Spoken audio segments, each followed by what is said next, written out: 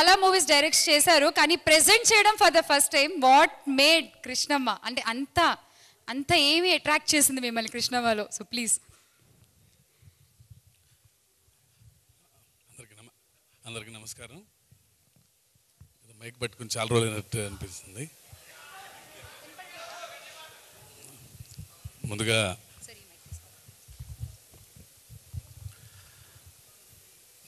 ముందుగా రాజమౌళి గారికి special thanks చెప్పుకోవాలి.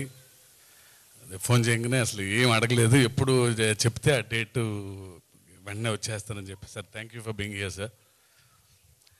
అండ్ గోపి అండ్ అనిల్, నిజంగా థ్యాంక్ యూ.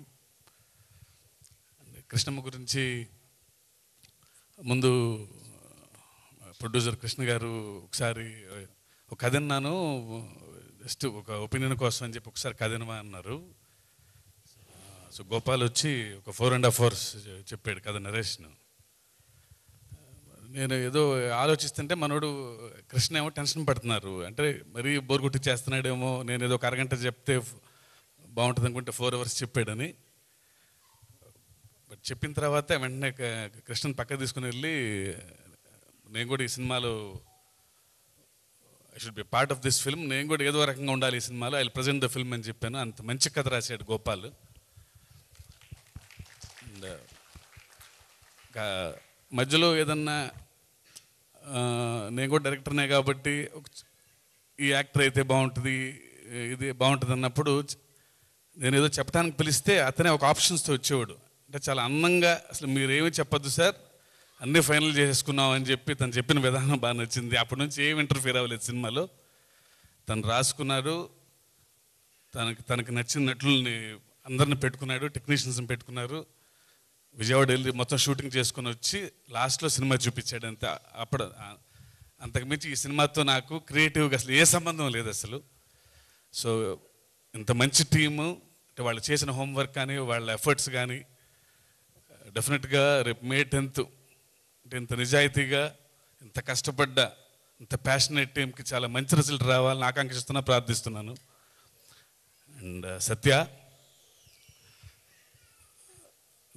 నేను చూసిన నిజంగా వన్ ఆఫ్ ది ఫైనెస్ట్ యాక్టర్స్లో సత్య ఒకడు. వెరీ అండర్ రేటెడ్ యాక్చువల్గా. స్క్రీన్ ప్రెజెన్స్ ఉంది, ఎంత డైలాగ్ అయినా సరే చెప్పగలడు, ఎంత పెద్ద సీన్ అయినా సరే తను ఎమోట్ అయ్యే విధానం నిజంగా. he should go to places, he should reach new heights. Satya, all the very best. డెఫినెట్గా త్వరలో ఈ సినిమాతో ఒక మంచి పొజిషన్కి వచ్చి ఇంకా చాలా మంచి సినిమాలు చేస్తామని అనుకుంటున్నాను నేను. And Bhairava and all the actors, ఇక చాలా చెప్పాల్సిన పని లేదు. అంటే అంతా గోపాల్ టీమే, అందరూ కూర్చొని ఒక ఫ్యామిలీ లాగా చేసుకున్నారు. వాళ్ళే డిస్కషను, వాళ్ళే గంటలు మాడుకొని వాళ్ళు చేసిన విధానం నిజంగా నేను కూడా చాలా నేర్చుకున్నాను అసలు వాళ్ళందరూ పనిచేసిన విధానం చూసి నేను. అండ్ భైరవ ఫస్ట్ మ్యూజిక్ ఎవరు అన్నప్పుడు మనోడు గోపాల్ భైరవ పేరు చెప్పంగానే నాకు ఎంత ఆనందం వేసిందంటే, నాకు అతను మ్యూజిక్ డైరెక్టర్గా ఎంత ఇష్టమో వ్యక్తిగా అంత ఇష్టం నాకు. ఎందుకో అసలు అతను చూడంగానే నాకు ఎందుకో చాలా పాజిటివ్గా అనిపిస్తుంటుంది. తను మనిషిగానే అలా ఉంటారు, నాకు పెద్దగా పరిచయం లేకపోయినా ఎందుకు చూడంగానే చాలా పాజిటివ్గా అనిపిస్తుంది భైరవ. అండ్ తను సినిమా తనకి నాకంటే బాగా అర్థమైంది నాకు. ప్రతి పాట అసలు ఆ సిచ్యుయేషను ఎంత అద్భుతంగా అర్థమైందని అనిపించింది నాకు. అంటే ఒక చిన్న సినిమాకి ఇంత మంచి పాటలు ఇవ్వటం, నిజంగా సినిమా అంటే మీకున్న రెస్పెక్ట్, మీకున్న ఇష్టం అర్థమవుతుంది Bhairava. And all the very best and thank you for giving such a beautiful songs. And Krishna